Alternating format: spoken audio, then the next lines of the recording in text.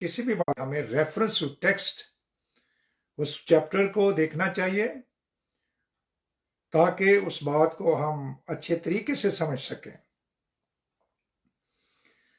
मुकद्दस मत्ती का इंजीली बयान है और उसका 23वें बाब की जो 37वीं आयत मुकद्दस है वहां से शुरू करूंगा और फिर 24वें बाब को भी आपके सामने तलावत करूंगा। आप अपनी अपनी बाइबल मुकद्दस अपने सामने रखें और गौर से सुनिए कि आज खुदा का पाक रूह मुझे और आपको क्या सिखाता है। ए यरूशलेम, तू जो नबियों को कत्ल करता और जो तेरे पास भेजे गए तू उनको संसार करता है। कितनी बार मैंने चाहा कि जिस तरह मुर्गी अपने बच्चों को परों तले जमा कर लेती है उसी तरह मैं भी तुम्हारे लड़कों को जमा कर लूं, मगर तुमने ना चाहा। देखो तुम्हारा घर तुम्हारे लिए वीरान छोड़ा जाता है, क्योंकि मैं तुमसे कहता हूं कि अब से मुझे फिर हरगिज ना देखोगे जब तक ना कहोगे कि मुबारक है वो जो खुदावंद के नाम से आता है। और यीशु हैकल से निकलकर जा रहा था कि उसके शागिर्द उसके पास आए ताकि उसे हैकल की इमारतें दिखाएं। उसने जवाब में उनसे कहा, क्या तुम इन सब चीजों को नहीं देखते? मैं तुमसे सच कहता हूं कि यहां किसी पत्थर पर पत्थर बाकी ना रहेगा जो गिराया ना जाएगा। और जब वो जैतून के पहाड़ पर बैठा था उसके शागिर्दों ने अलग उसके पास आकर कहा, हमको बता कि ये बातें कब होंगी और तेरे आने और दुनिया के आखिर होने का निशान क्या होगा।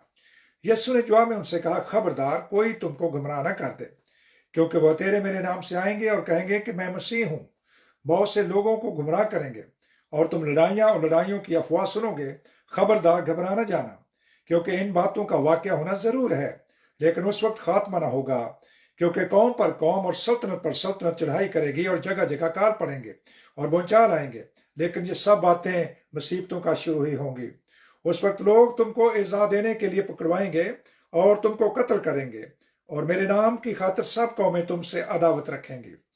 और उस वक्त बतेरे ठोकर खाएंगे और एक दूसरे को पकड़वाएंगे और एक दूसरे से दावत रखेंगे, और बहुत से झूठे नबी उठ खड़े होंगे और बहुतेरों को गुमराह करेंगे। और बेदीनी के बढ़ जाने से बहुतेरों की मोहब्बत ठंडी पड़ जाएगी, मगर जो आखिर तक बर्दाश्त करेगा वो निजात पाएगा।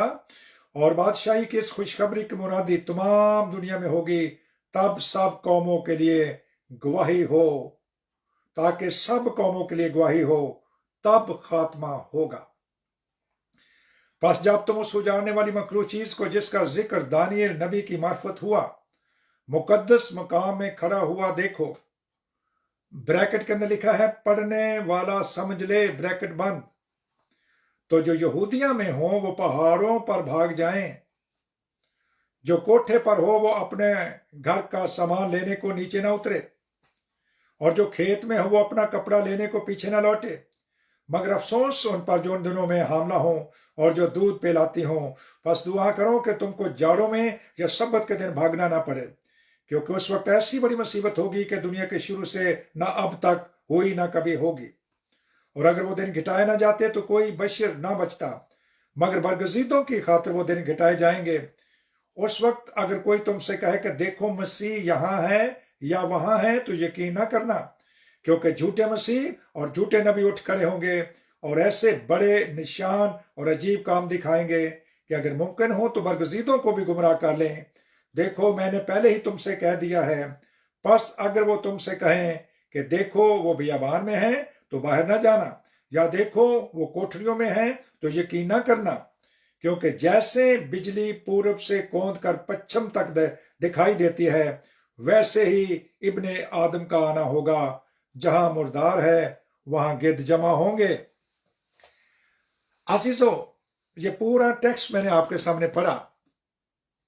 शागिर्द यीशु मसीह के पास आते हैं और हैकल दिखाते हैं, और लेकिन खुदा ने कहा यहां तो किसी पत्थर पर पत्थर बाकी ना रहेगा। जब मसीह को अजीज मसलूब किया गया तो औरतें बड़ा रो रही थी और वो कह रही थी, तो और मसीह ने अजीजों कहा, मेरे लिए मत रो, अपने और अपने बच्चों के लिए रो। और अजीजों, उसी साल नीरो बादशाह आया और उसने अजीजों हैकल की ईंट से ईंट बजा दी, और यहूदियों को, उनको अजीजों असीरी में ले गया, बाबल की असीरी में। तारीख साज कहते हैं कि उस हैकल के अंदर उसने सूअर की कुर्बानी चढ़ा दी थी, क्योंकि यहूदी बैलों, बकरों, बछड़ों की कुर्बानियां करते थे। सूअर को एक नापाक जानवर समझा जाता है। यह कलाम हम पहले भी सीख चुके हैं। पाक चीज कुत्तों को ना दो और अपने मोती सूअरों के आगे मत डालो, कहीं ऐसा ना हो कि वो पलट कर उन मोतियों को रोन दे और तुम्हें फाड़े। खबरदार किया गया है हमें अजीजों। लेकिन आज खुदावंद का खादम मुकद्दस मत्ती रसूल हमें यह सिखा रहे हैं कि मुकद्दस डैनियल का भी जिक्र किया गया है।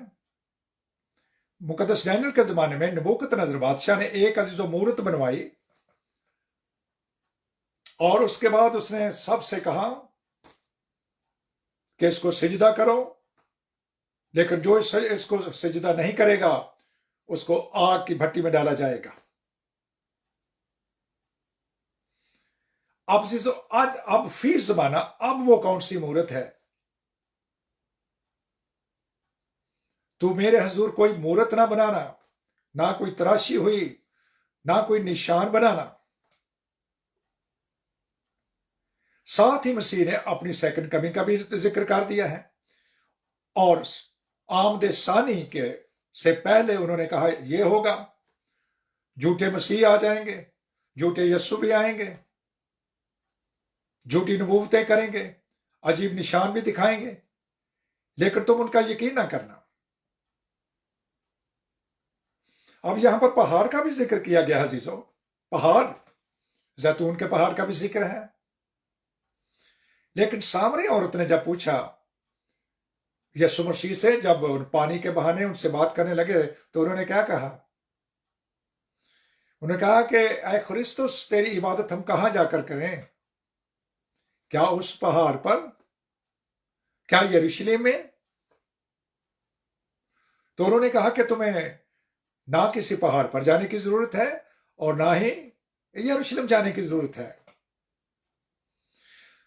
जरूरत क्या है कि अब वो वक्त है कि सच्चे परस्तार बाप की परस्तिश शुरू और सच्चाई से करेंगे, और खुदा ऐसे परस्तारों को ढूंढ रहा है। साथ ही उन्होंने सेकंड कमिंग का बताया है कि इब्ने आदम आएगा और इस तरह से आएगा कि जैसे बिजली मशरक से मगरब को कौंधती है। हर आंख उसे देखेगी, वो छुप कर नहीं आएगा। यकीन ना करना, अगर कोई कहे कोठरी के अंदर है तो वहां पर भी उसका यकीन ना करना, क्योंकि ऐसे इस तरह से नहीं आएगा। वो बरगजीदों को फिर जमा करेगा। बरगजीदा कौन है अजीजो? वो जो रूल कुद्दस के हजूरी से में भरा हुआ है, रूल कुद्दस की मामूरी में रहता है। और ये खिताब मुकद्दस पतरस ने पहली कलीसिया जो 3000, फिर वो 5 हुई, फिर वो 7 हुई और फिर वो अनगिनत हुई, फिर उनको उन्होंने खत लिखा है। पहला पतरस का खत, उसके 3 बाब के अंदर उन्होंने फरमाया कि जब तुमने तुम शागिर्द बन गए और फिर तुम कलीसिया में शामिल हो गए, तो तुम्हारे पास अब और टाइटल कौन सा है? उन्होंने कहा अब तुम शाही कहनों का फिरका, मुकद्दस कौम, मेरी बरगजीदा नस्ल हो, तुम सेंट हो। ये है सीसो कलीसिया का टाइटल। अगर वो पाक मरसा के अंदर है, मुकद्दस पतरस, 12 रसूल, मुकद्दस मां, मुकद्दस यहूदा और मुकद्दस याकूब, इन्होंने 120 की जमात में पाक रूल कुदस की बरकत को हासिल किया।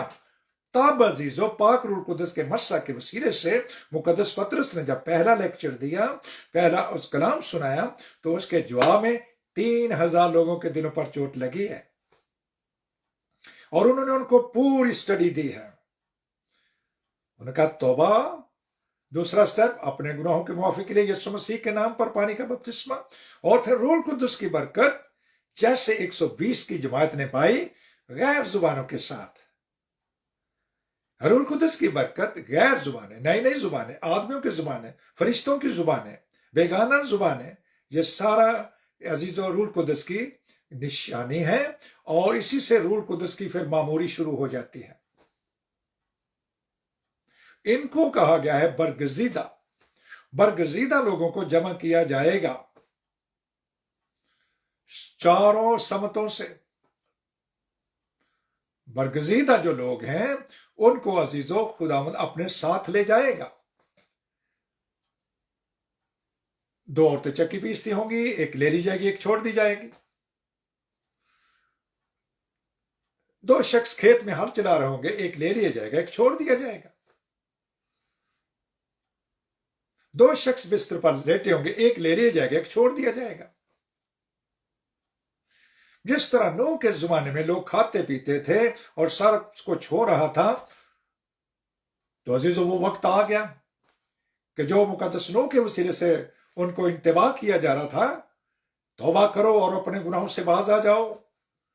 और उसकी मानद जैसे वो अजीजों कामिल इंसान था, वो और उसके बेटे, उसकी मिसेस और उनकी बीवियां, ये 8 जाने थी जो कामिल थी। नूह अपने जमानों में, अपने जमाने के लोगों में रास्तबाज है, ये उसका नस्बनामा है। रास्तबाज है और बेऐब। बेऐब का मतलब है परफेक्ट।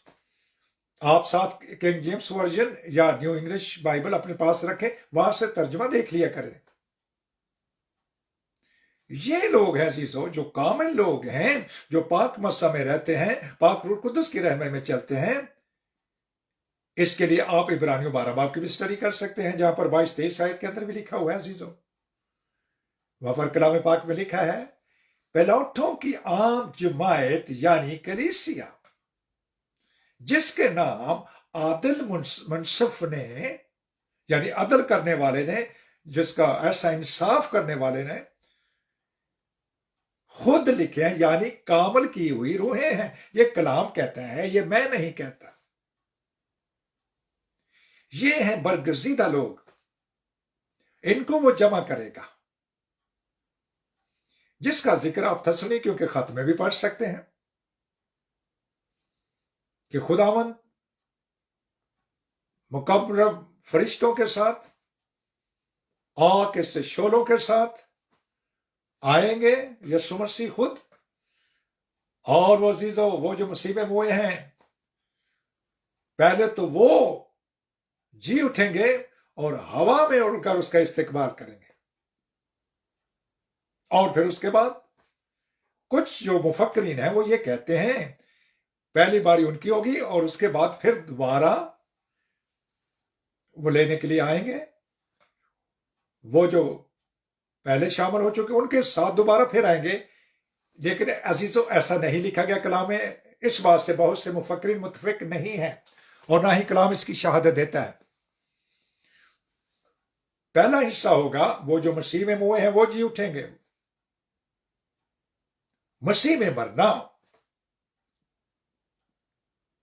अजीजों, कलाम पाक में लिखा है, आदमियों के लिए एक बार मरना और अदालत का होना जरूर है। मुकद्दस हिस्के के सहीफा में लिखा हुआ है, खुदा के बेटे की लोग आवाज सुनेंगे, यीशु मसीह की आवाज सुनी जाएगी और मुर्दे कब्रों से बाहर आ जाएंगे। जिन्होंने नेकी की है नेकी की क़यामत के वास्ते, जिन्होंने बदी की है बदी की क़यामत के वास्ते। तो उसके बाद अजीजों, दूसरे हिस्से में वो लोग जो जिंदा होंगे वो उठाए जाएंगे। अब उसका मकदस हम हैं। अब इस मकदस के अंदर अगर रूह कुद्दस की बरकत नहीं, तो फिर अजीजों, फिर हम नीमगर्म भी हो सकते हैं और सर्द कलीसिया भी हो सकते हैं।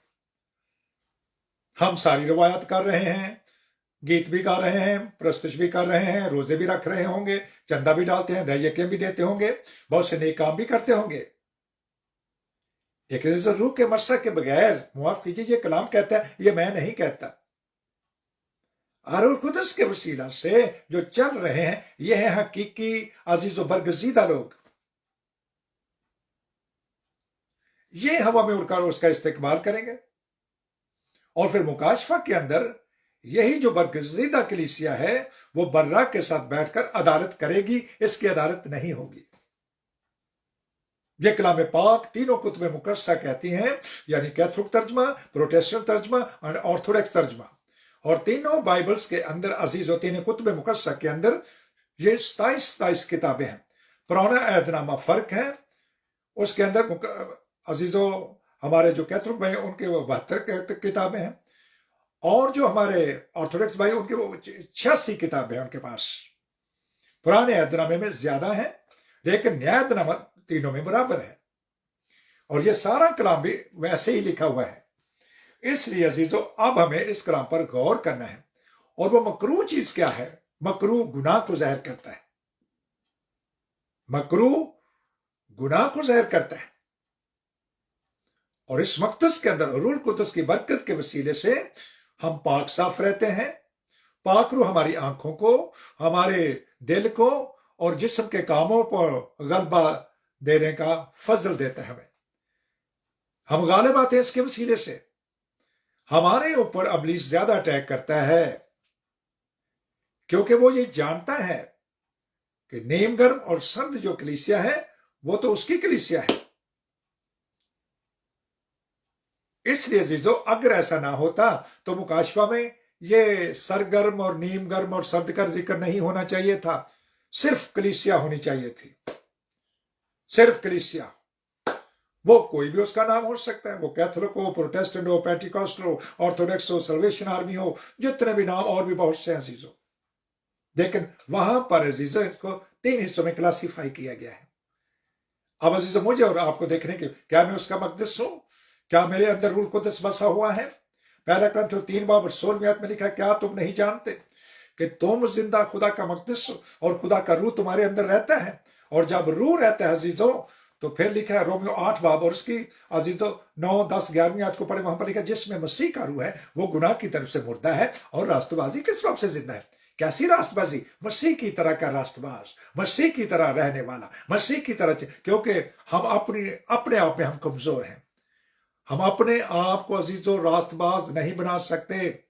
पाक रूह मुझे और आपको फजल देता है कि हम उसके वसीले से उन जिस्म की ख्वाहिशों, उन आंखों की ख्वाहिशों और जिंदगी की शेखी पर गालिब आ सके।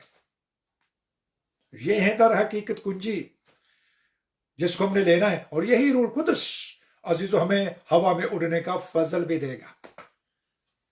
मसीह रूह थे, यस्सु रूह है, खुदा रूह है, खुदा रूह है। और यस्सु मसीह ने अजय अमली मुजाहरा 12 शागिर्दों के सामने किया। ये रसूलों के अमल चैप्टर 1 और उसकी 8-9 आयत में लिखा हुआ है कि मसीह खुदा उनको कहा कि आओ यरूशलेम में आओ और तुम कुव्वत का लिबास लो। वहां पर शागिर्द कहने लगे, क्या तू अभी भी इसराइल को बादशाही देना चाहता है? उसने कहा, जिन वक्तों और मियादों को जानना यह तुम्हारा काम नहीं है। तुम्हारा काम यह है कि रूह कुद्दुस लो, पाक रूह लो, ये कुव्वत का लिबास लो। ये ताकत है तुम्हारे लिए, ये तुम्हारा जोर बन जाएगा, ये तुम्हारी आंखों को कंट्रोल करेगी, तुम्हारे दिल को कंट्रोल करेगी, तुम्हारे हर एक्शन को कंट्रोल करेगी, तुम्हारे पांव को रोकेगी, तुम्हारे हाथों को रोकेगी। पाकीज़गी पाकीज़गी, तुम्हारे बाहर भी पाकीज़गी होगी, तुम्हारे अंदर भी पाकीज़गी होगी। तो इस तरह से तुम रूहानी तौर पर जिंदगी बसर करोगे। हालेलुया। तो अजीजों खुदा का पाक रूह ना तो हमें किसी पहाड़ पर जाने के लिए कहता है। कुछ लोग कहते हैं जी यरदन में जाके बपतिस्मा लेना चाहिए। एक मेरा प्यारा भाई कहता है जी मैं जब कनाडा जाऊंगा, न्यायागिरा फॉल, वहां पर आपको बुलाऊंगा, वहां पर आकर बैप्टिज्म लूंगा। लेकिन उसको वक्त ही ना मिला। अजीज हमें किसी जगह जाने की जरूरत नहीं है, ना उस पहाड़ पर और ना यरूशलेम के अंदर। आपका यरूशलेम आप दुनिया के कोने में जहां पर भी है वहां पर आपको रूह कुद्दुस लेना है। ठहरे रहो यरूशलेम में जब तक तुम्हें कुव्वत का लिबास ना मिल जाए। तो हम क्या करेंगे पाकिस्तान वाले? वो कहेंगे कि हमें तो इजाजत ही नहीं वहां पर। तो इसका मतलब है मेरा और आपका यरूशलेम, हम दुनिया के किसी भी कोने में है वहीं पर ही है। कुव्वत पाएंगे तो यरूशलेम, यूदिया, सामरिया, बल्कि जमीन की इंतहा तक उसके गवाह बन जाएंगे। ये कलीसिया हवा में उड़कर जाएगी, जैसे मसीह उनके देखते देखते उनको दिखाया गया कि जिस तरह से मैं आसमान पर जा रहा हूं इसी तरह से मैं तुम्हें भी उड़ा के ले जाऊंगा। बरगजीदों को जमा कर लिया जाएगा अजीजों, मशरक मगरब शुमार जुनूब से चारों कोनों से। हालेलुया, मकनातीस की तरह लोग खिंचे आएंगे। हाले रूह का रूह से मिलाप हो जाएगा। हालेलुया, आज खुदाम का पाक रूह मुझे और आपको फजल दे कि हम इस कलाम के मुताबिक चले और ईमान रखें कि जो कुछ कलाम में लिखा है ये सच्चा है, ये बरहक है, ये 100% पूरा होगा और ऐसा ही होगा। आइए रूह के मसा में चलिए, रूह के वसीले से जिए और रूह की रहनुमाई में रहिए, यानी of the Holi spirit, by the Holi spirit and for the Holi spirit. किसी पहाड़ पर जाने की जरूरत नहीं है, किसी यरूशलेम में जाने की जरूरत नहीं है। अगर आप दुनिया के किसी भी कोने होंगे, रूह के मसा में चल रहे होंगे, तो यकीनन आप उड़कर हवा में उसका इस्तेमाल करेंगे। हालेलुया। और जो रह जाएंगे उनके लिए बड़ी मुसीबतों का जिक्र किया गया। खुदा ना करे कि हम में से कोई भी रह जाए, कोई भी जमीन पर रहे, हम सब हवा में उड़कर उसका इस्तेमाल करें। हालेलुया। और हमेशा हमेशा उस अब्दी मकामों में, नए यरूशलेम में उसके सामने रहें, बर्रा का चेहरा देखते रहेंगे। ना भूख होगी, ना प्यास होगी, ना कोई बीमारी होगी, ना कोई दुख होगा, ना वहां पर सूरज का तो हमें सताएगा, ना कोई चांद, कुछ भी नहीं। बर्रा के चेहरे से मुनव्वर होंगे। हालेलुया। खुदा का पाक रूह हमें आज के कलाम के वसीला से कसरत से बरकत बख्शे। आमीन आमीन। हालेलुया। प्रेज द लॉर्ड अजीजों। आप मेरे साथ हैं? आइए पाक रूह कुदस के लिए जोरदार ताली बजाएंगे। पाक रूह कुदस के लिए जोरदार ताली। जो हमारा उस्ताद है, हालेलुया, जो हमें सिखाता है, उससे सीखकर वो बात हम आपके साथ मिलकर सीखते हैं और मुझे अजीजों दोबारा वो डबल रोटी मिलती है। मैं इसके लिए खुदा की शुक्रगुजारी करता और उसके नाम को मुबारक कहता हूं। जी अजीजों, आपके पास कोई गवाही हो तो बताइए। हालेलुया। जी मेरी प्यारी बाजी रजिया का कराची से फोन आया। उन्होंने कहा कि वो बच्चा जिसका नाम ओबेद है, जिसको डॉक्टरों ने इलाज कर दिया था, उन्होंने कहा था कि अब ये नहीं बचेगा। वो आईसीयू में था, लेकिन जब यीशु मसीह की नजर उस पर चली गई तो आज वो आईसीयू से निकलकर वार्ड में चला गया है और उसके सारे जो कुछ भी मेडिकल के जरिए उसके नाक के अंदर ट्यूब्स थी और उसके गले में ट्यूब्स थी, वो सारी निकाल दी गई हैं और वो अब अजीज और नॉर्मल सांस ले रहा है। हम खुदा की शुक्रगुजारी करते हैं, उसके नाम को मुबारक कहते हैं। आइए अजीजों, पाक रूह कुदस के लिए जोरदार ताली बजाएंगे। वो नामुमकिन को मुमकिन कर देता है, नामुमकिन को मुमकिन करता है। जहां पर वो बोता नहीं वहां से वो काट लेता है। हालेलुया। खुदा यीशु मसीह का शुक्र हो, शुक्र हो, शुक्र हो। जी, और आपके पास कोई गवाही हो तो बताइए अजीजों। Praise the Lord. कोई और बहन भाई जो गवाही देना चाहते? जी, हमारे मोहतरम पास्टर अर्शद साहब। जी सर, आपका माइक खुला था, बंद हो गया।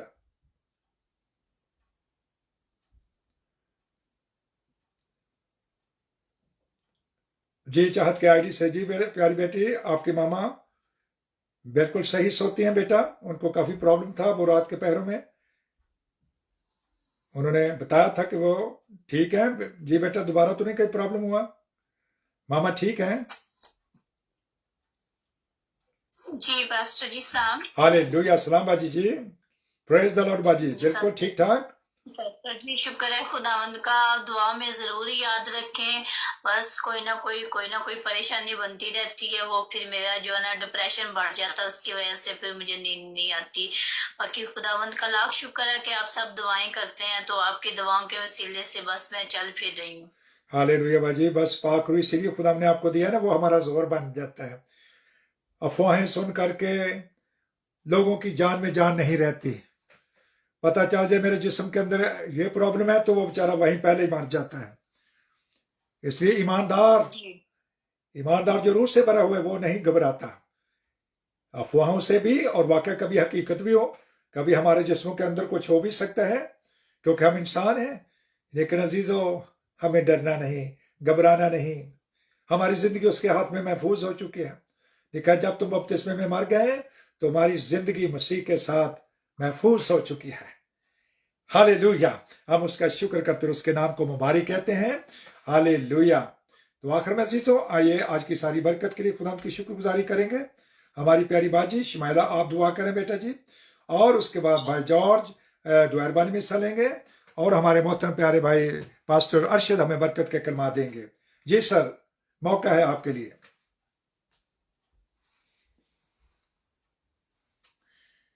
कदोस जिंदा आसमानी बाप दिलो दिल की धागी गहराइयों से तेरी शुक्रगुजारी करती हूँ कि तूने आज की शाम हमारी जिंदगियों में बख्श दी जलाली पिता कि हम सब का मिलकर बैठना तेरे नाम को इज्जत और जलाल देना बाइस से बरकत लाया यू हवा पाक खुदा तेरी शुक्रगुजारी करती हूँ इस बात में रहो इस वक्त तेरी हाजिरी में झुकी हालेलुया रब हमारे खुदा यीशु मसीह का फजल, खुदा बाप की मोहब्बत और पाक रूह कुदस की शराकत जो तीनों एक हैं। मसीहा हमारा जिंदा खुदा और खुदावंद हमें बरकत बख्शे। मसीहा कौमों का, उम्मतों का, कबीलों का खुदा और खुदावंद हमें बरकत बख्शे। मसीहा बनी इसराइल का ख्रिस्तुस यानी मसीहा हमें बरकत बख्शे। आपका जलाली चेहरा सदा हम पर जलवागर रहे। आपका आसमान हमेशा हमारे लिए खुला रहे और आसमान से आसमानी बरकत कसरत के साथ ओस की तरह, रुई के गालों की तरह हम सब पर निशावर होती रहें।